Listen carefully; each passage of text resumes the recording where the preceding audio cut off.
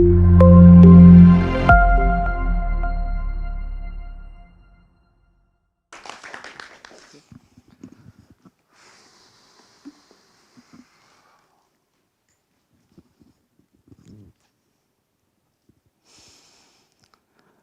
was a rule in the house, if I wanted to get food out of the fridge, I needed to ask for permission.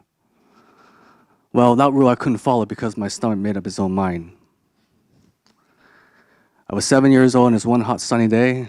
I'm sitting in the living room watching my favorite TV show. I hear my dad go into the kitchen to grab something, and then I hear this loud roar.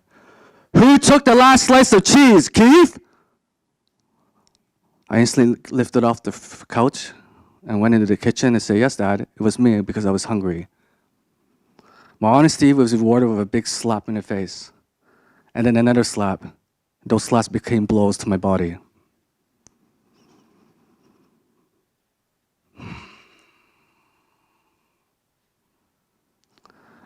I was thinking to myself, why is he hitting me so hard? What did I do to deserve this? I was hungry. So through the tears, I'm screaming at my dad, telling him to stop hitting me so hard. It's hurting.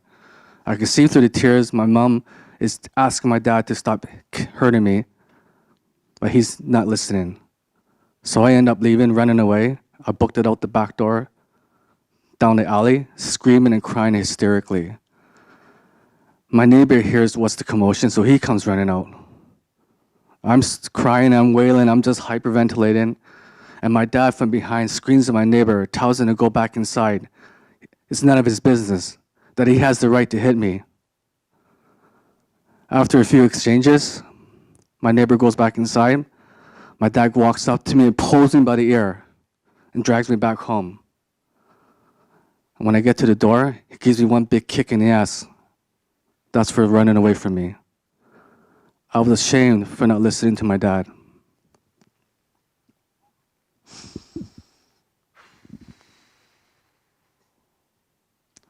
Lack and scarcity was very prominent in my household, especially grades 1 to 4. I remember as a kid, I used to love playing on monkey bars, running around, playing on teeter-totters, and go and swing. Oftentimes, I would wear out my shoes faster than my parents would buy them. And my pants, I will outgrow them, so my ankles exposed, making me look like a Pee Wee Herman, look like a dork or ugly. And then my famous haircut. Imagine this. You put a bow on your head, you shave around it, you lift the bow up, and voila, that's my haircut. So obviously that made me look very ugly.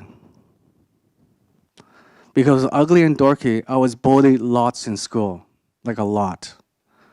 I dreaded going to school every day because either the boys would either push me around, calling me a chink or a Chinaman, or it would be the girls teasing me, snickering and bickering, calling me feeble or a wimp or weak. I was sad, lonely, and hurt. I had nobody to turn to. Even the teachers did not like me because oftentimes I just spaced out and zoned out to some other arena. I remember I would go to space and pretend I'm fighting space invaders or a cowboy. When I failed grade 3, my dad called me stupid and useless all the time. And to be honest with you, I thought he was right. Everything I tried to do, I never did right. I made mistakes. I really believed him. I felt like I was a useless piece of shit. I was ashamed for myself for believing my peers and my dad.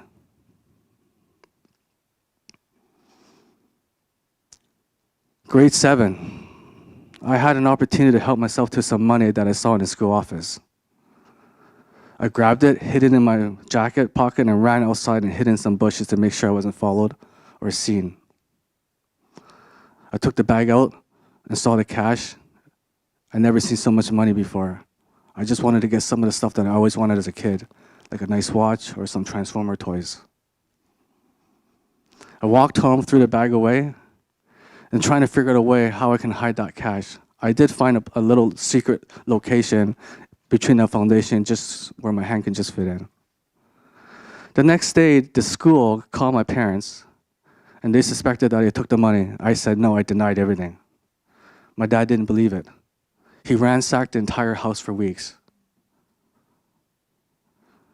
As my dad's suspicion and anger grew more and more, I lied more and more because I knew I would get a hell of a beating if he found it or I said yes and admitted it.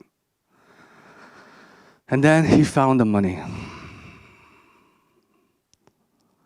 The scream of my name started clenching in my stomach.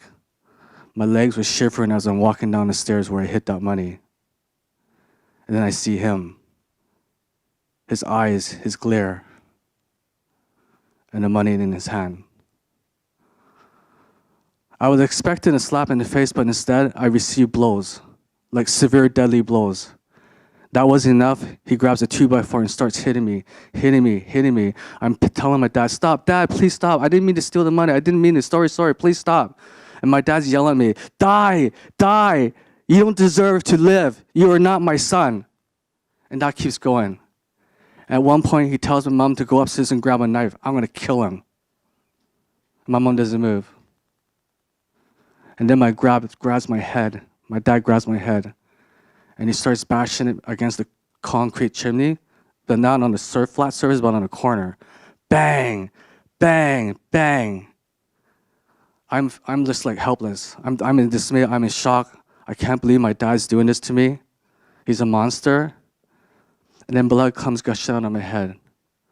And my mom's screaming at the top of her lungs. She leaps over me because I'm just already on the floor. I have no energy left to defend myself. And my mom says, you're going to kill him. And my dad says, I don't care. He deserves to die. I'll go to jail for that.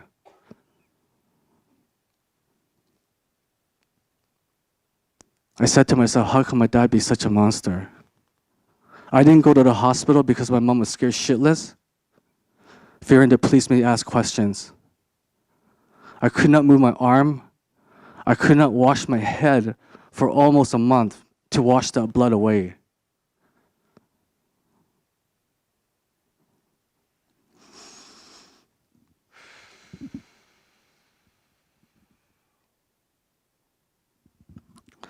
During my second attempt to repeat grade 10, I met a nice older gentleman. We frequently traveled together from school or from work. We had the same kind of bus route. And I grew really affectionate with him because he learned to listen and he showed a lot of care. The good news was that he only lived a couple blocks away from my house. And he found out about my disharmony and upsets at home.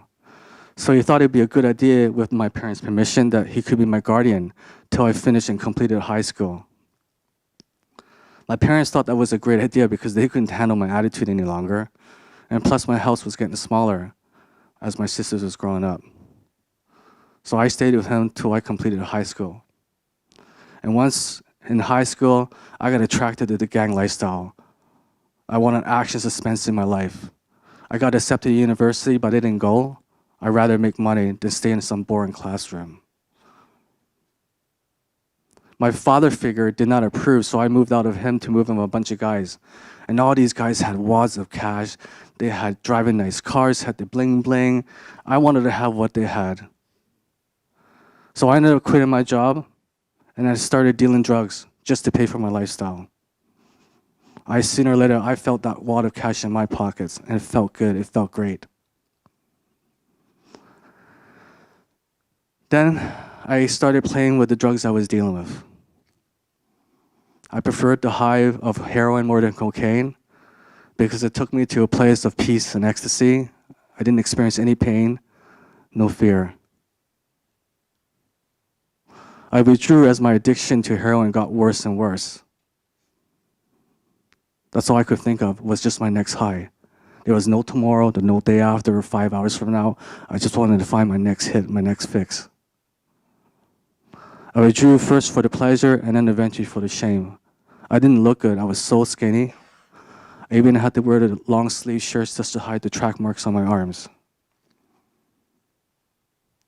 Eventually, I end up being homeless in the downtown east side for a period of time where I'm lying, cheating, stealing just to get my next hit. This is rock bottom for me. I'm helpless and I'm hopeless. Don't know what to do.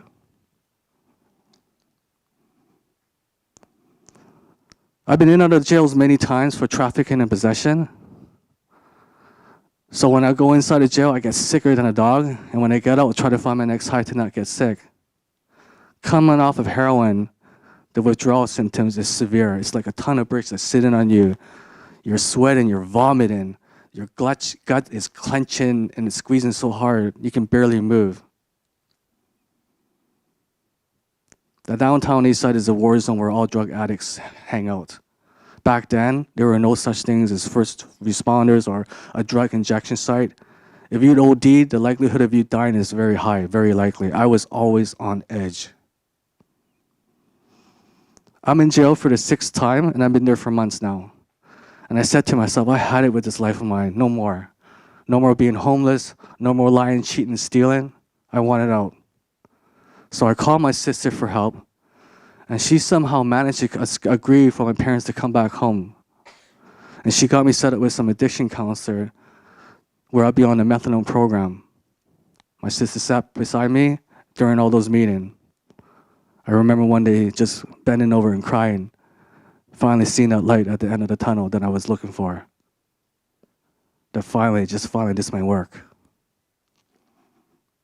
My road to recovery from addiction took almost 10 years. 10 years of hard sweat to reclaim my dignity, my confidence, my self-esteem. I never told anybody about my past life because I still felt a lot of shame and sadness regarding that. I thought there was nobody's business to know about my past life.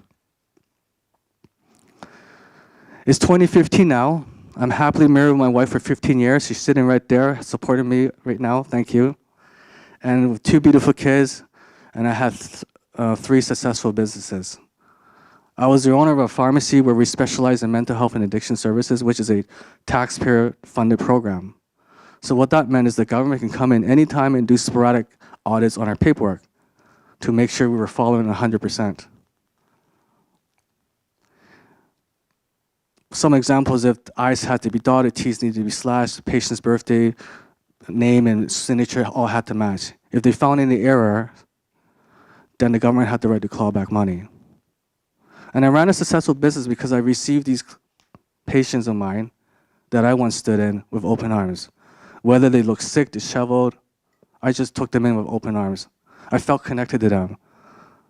From past experience, I felt their pain. And then the audit happened.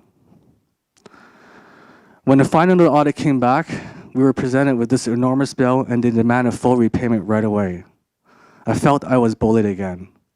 So my wife and I did 2 things. One, we hired a team of lawyers to challenge with the government's findings. And second, we took various courses to learn more about life, business, and find out why this chaos would suddenly happen. I wanted to see if there's a way out of this, because it was very stressful times. So in one of the courses I took, it was called Make Your Mark, founded by Colin Sprague. I took on a project where I, with 20 other authors, wrote a story of our life called Entrepreneur Success Story, what it took to become business owners. And it was in that where I wrote chapter 2 titled, In Life What Goes Down Must Come Up. I shared a little bit about my shameful past. That book became international bestseller, and many people approached me saying that I should write my own version as a full book because they think I can help inspire change in people, but I wasn't ready. My next influential and transformational person that I will bump into is Marcia Wieder, founder by Dream University. She talked about the wounded child and how that is the deepest senses of her being. She teaches the practice of forgiveness and compassion. So in the first year, I forgave my dad. The second year, I forgave myself. I forgave myself for holding on to my guilt and shame. I forgave myself for whatever I have contributed to those events. As my practice deepened, my shameful past, my most dreadful and haunting moments all of a sudden wanted to come up. It no longer wanted to be contained or bottled. So that's when I attempted to write my own version of my book. And this would be one of my hardest tasks to achieve. I just had too many haunting and dreadful times during my childhood trauma days. There were times where I would just write a few sentences, I had to close the laptop, walk away for days. Come back to it, I would just break out in shivers and sweats. And most times I would just break down crying. It was through there, writing my own story, when I uncovered a suppressed memory where I realized that I was sexually molested by my so-called father figure whom I dearly trusted. Writing my own story allowed me to heal myself. This is one of my most rewarding times. As I'm further deepening who I was and who I was becoming, there were additional developments with the government. They wanted to terminate our pharmacy agreement. In other words, they didn't want to do business with us any longer. I said to myself, what the fuck? Can they do this sort of thing? Can they ruin someone's livelihood? So my team of lawyers had to build another case on top of the audit case. Well, we lost. We lost our pharmacy business overnight. I was devastated. Then all my negative emotions that I thought I had tucked away, my anger, my bitterness, everything started resurfacing. This is the moment that tested my relationship with my wife. I blamed her for everything. I blamed my staff, I blamed my pharmacist for all these costly mistakes. My business that was worth millions in the book is now worth pennies on a dollar. I was so ashamed for allowing this to happen. I didn't feel worthy and I wanted to find a rock to hide in. But I had tools.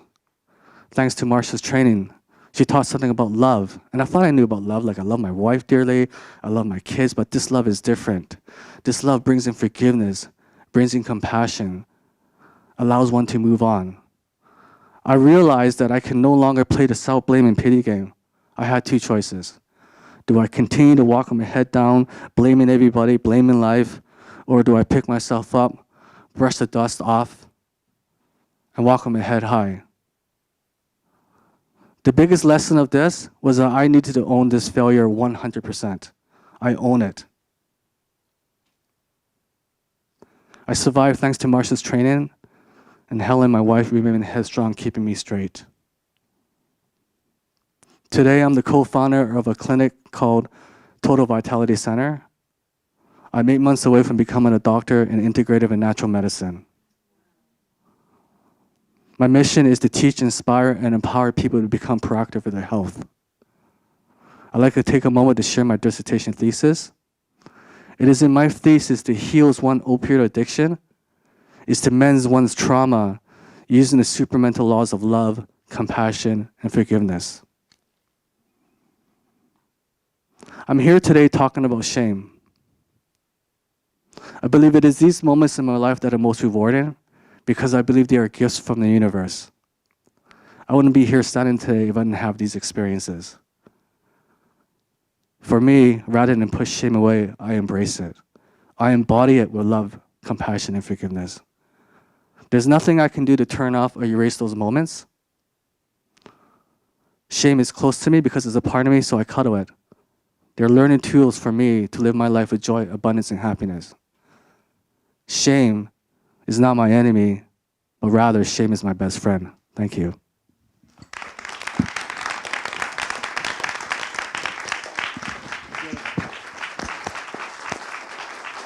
Thank